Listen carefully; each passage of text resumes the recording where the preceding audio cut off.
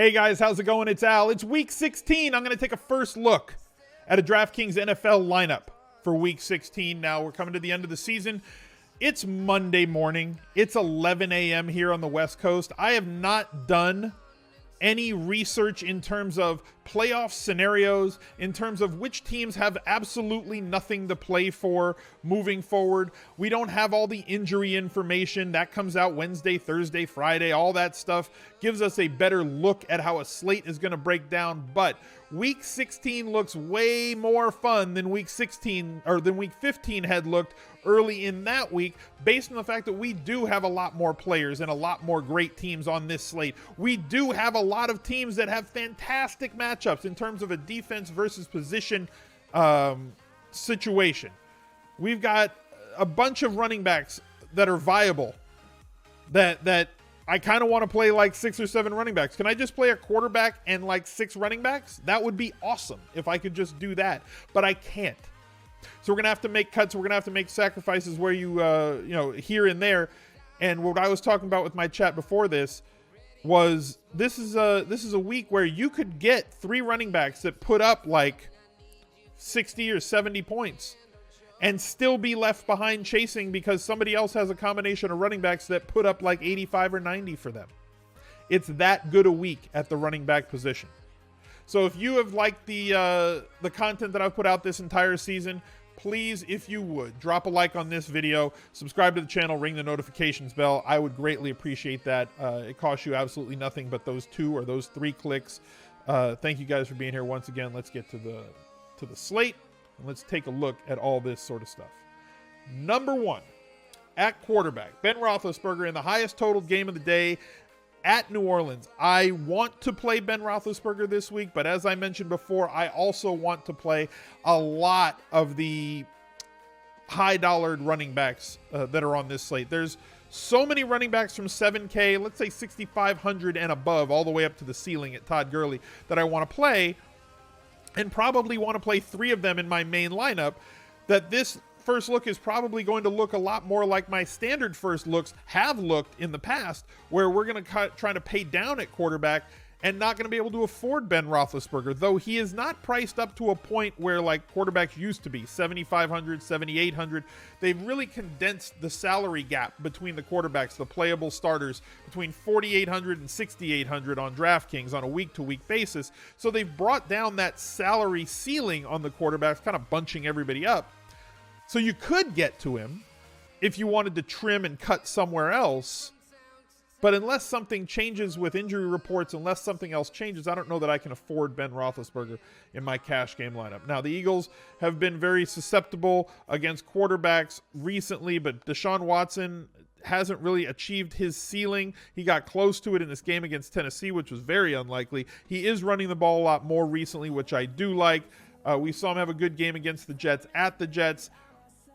And the Texans are a very good team. I just don't know, again, that outside of tournaments that I want to pay up for Deshaun Watson. Drew Brees, the other side of this, in the highest total game of the week. And a much better quarterback at home, averaging 28.7 DraftKings points in home games versus 18.5 on the season on the road. Again, 6,500. Like Jared Goff against Arizona, but probably going to lean more on the run. Going up against Arizona, that's how you attack them. That's how everybody attacks them. They kind of play slow, but teams play with a lead so often against them, and the Rams favored by over 13 and a half, or over 13 by exactly 13 and a half points where I'm sitting right now. Todd Gurley should get his usual work if he's healthy coming off that Sunday night game. We're going to have to monitor that as the week goes on. Aaron Rodgers, this total opened at Packers -3 on Sunday night, and now on Monday morning it's Jets -1.5. Usually a game like that, if Aaron Rodgers is up in the air and may not play, would be off the board. This kind of looks like it's going to be DeShone Kizer starting if this game is still on the board on Monday morning and not leaving casinos open to get middled by people that are playing one side and then the other. So if Rodgers is there, the line obviously goes back to the Packers being favored. So wait and see on him and everybody else on that Packers offense as well. Mitch Trubisky going against San Francisco at 6,300. I don't hate this play, but I think it's a little bit too pricey. Andrew Luck down at 6,200 going against the Giants and at home. Luck in play, but Again, might have to pay down. This is the interesting one. A lot of people are going to want to play Baker Mayfield this week because of how bad Cincinnati has been. My issue is not Baker Mayfield. I think that he's a very good player. I don't think he's as good a fantasy player as an NFL quarterback right now. I think that that will come as the years go on, as he has another offseason working with this team and his wide receivers and everything else, another year of film study. Right now, averaging 17.8 DraftKings points per game, and over the last 3 weeks, even lower than that. When you factor in that he's priced in the same place as Cam Newton, Matt Ryan, and Kirk Cousins, who are averaging way more fantasy points than him, and also have tasty matchups here in Week 16, probably going to not play Baker Mayfield as well. Josh Allen's been rushing a ton and going to New England. Probably he's going to be in play just because of the rushing ability and the high floor that does bring to him. He's always an option to run it around the goal line, kind of Cam Newton-y in that way, or Cam Newton-ish in that way. He was held on his 9 carries to 16 yards last week as opposed to 100 and 135 and 99 the 3 weeks prior to that. And that really kind of caps his ceiling. He luckily got in there on 1 touchdown kind of by the pylon when a busted play that was supposed to be a pass, and he just scrambled out there. Without that rushing touchdown, he has 13 DraftKings points last week. I think this is a week to pay way down at quarterback.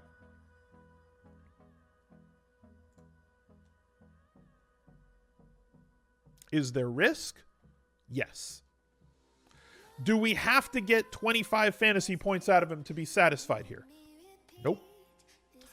I want 14 to 18 points out of Sam Darnold this week against Green Bay, who has been extremely giving versus opposing quarterbacks and pass games. I'm going to plug Darnold in here and see what we can do. Before you rage at me in the comments down below, hear me out. Just see what we can do with this. Moving on to running back, Aaron Jones out, Aaron Jones injured, suffered a strained MCL. I don't expect him to be able to play 1 week later with structural damage. That opens up, at least it opens up Williams at 5,500 if you want to go that route. Leonard Fournette at 6,000 against Miami. Going to have to wait and see what they're doing with him, what Jacksonville's doing with him. Samuels and Connor going up against New Orleans. Highest total game of the day. New Orleans very stingy against opposing running backs. At least both can contribute in the pass game, though, which is intriguing. Though I think that Roethlisberger to the wideouts or the tight ends is probably going to be the way that I want to go. Dalvin Cook's usage has seen a massive uptick in the last 2 weeks. 18 touches, 20 touches the last 2 games. Still sitting under 7K. I think that he is in play in this game. One of the guys that I think is going to be in my core of running backs. Joe Mixon, basically for 2 straight weeks, has been around 30 touches with 31 2 weeks ago and 29 last week, 7.1K against against Cleveland on the road. Again, 2 very good plays here. Nick Chubb also on the other side of that, going against Cincinnati at 7,300. Pretty much been a lock on home games for getting 17 plus touches. Been getting 20 touches in most games that he's been the starter. This team's still playing for something this year and a lot to prove. 7,300. I think that Nick Chubb is going to be in my core as well. Alvin Kamara, another guy, 7,400. As I said, at home, highest total game of the week on this slate. And the last 2 games, now granted, this does not count the Monday night game because that hasn't happened yet at the time that I'm recording this, but 17 touches against Tampa Bay, 19 touches against Dallas, many of those coming in the passing game, and now squaring off against Pittsburgh, where they're going to have to score a lot of points. This game, the most likely to shoot out on the slate, not more than a touchdown. The Saints are not favored by more than a touchdown. They're going to have to pile up points. Pittsburgh can do it as well. Their foot will remain on the throttle in this game, and Alvin Kamara in play at 7,400. It kind of feels bad not to play him at this price. However, Todd Gurley against Arizona. Streaming running backs against Arizona has been just cash money all season long. If Gurley is healthy, and right now I don't know that he is going to be in my core. I'm probably going to have 7 or 8 guys in my core running backs this week that I'm going to cycle through a whole lot of tournament lineups and see which combination works out the best for me. Ezekiel Elliott, leading the league in touches, now gets Tampa Bay's defense, which has been bad against running backs all year long, allowing a ton of yards from scrimmage, allowing a whole lot of catches. Ezekiel Elliott with a career high for him on targets and catches, plugging him in. Christian McCaffrey, as good as he's been, now he gets to square off against the Atlanta Falcons, who allow the most targets and the most receptions to opposing running backs in the league. Gonna plug him in. And then, what do we do with Saquon Barkley coming off of his worst game of the season? And now facing off against the Indianapolis Colts, who are kind of in the middle in terms of defense versus position against running backs. But when you factor in that they are second in the league in terms of targets allowed to running backs and catches allowed to running backs to Atlanta, and they are really right close, right up against them in terms of both of those categories. And Saquon Barkley, as good a pass catching back as there is in the league, him and Christian McCaffrey leading the way for lead backs who are catching passes and getting targeted a ton, over 20% of the time by their quarterbacks. And he's now priced down from the 9,400 he was in week 16, the 8,900 that he was in week 14. He's back to this price at 7,900 against a team that lets running backs catch the ball.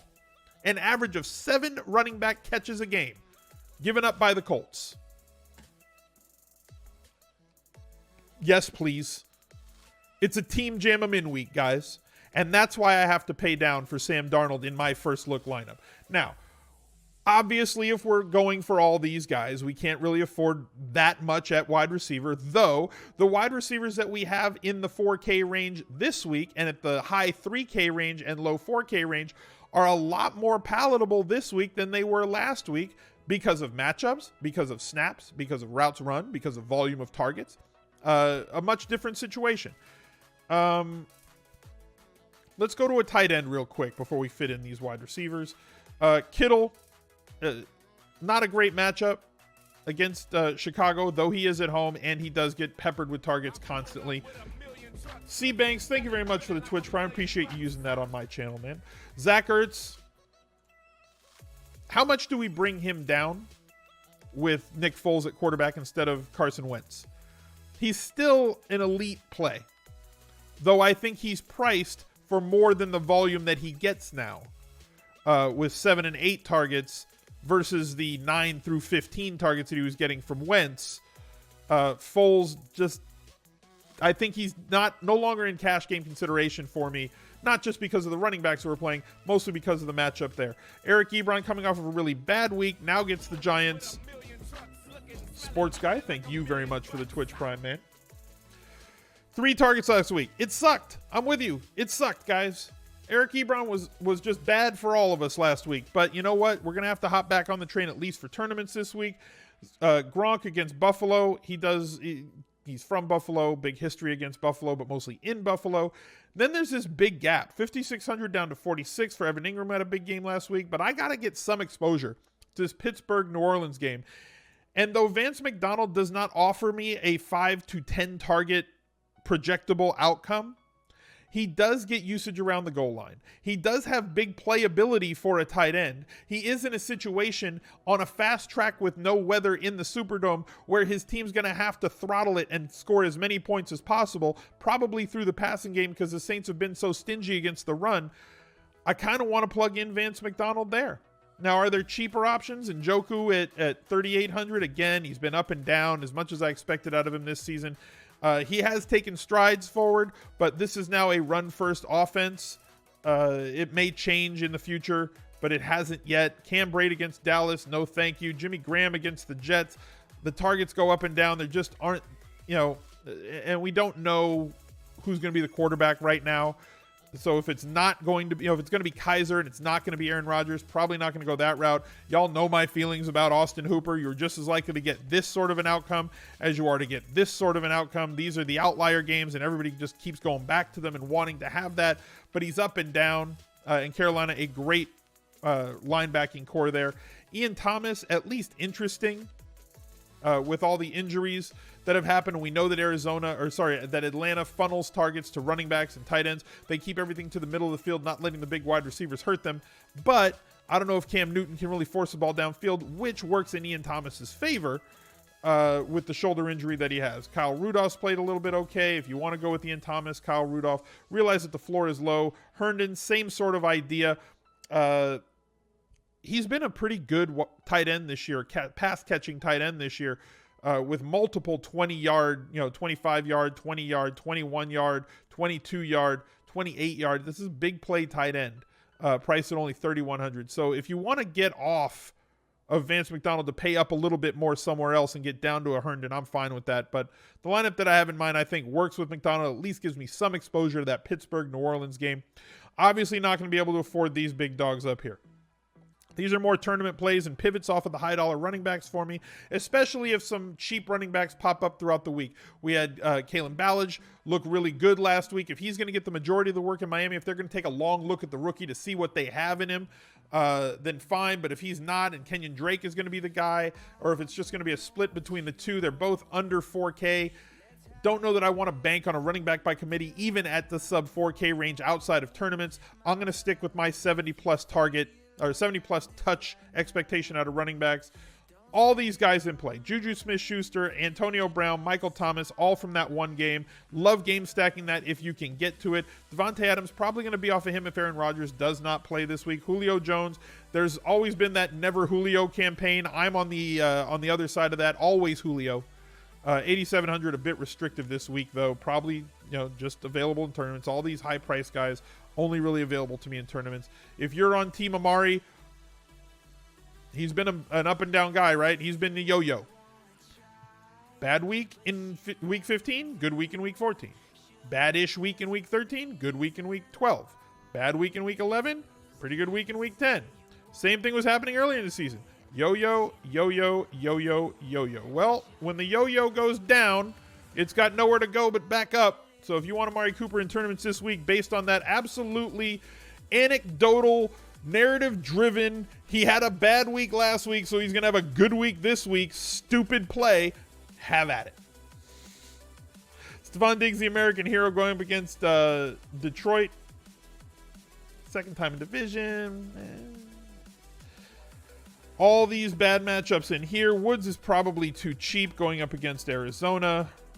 I don't know who's going to get the Patrick Peterson treatment there. Are we still chasing Jarvis Landry targets? I don't know if we're still doing that. DJ Moore, explosive, but don't know if I want to play him this week. I think we have to get down in here to the 4K range. Vanilla Wit, thank you for the 300 bits for the cup. So we've got Darnold.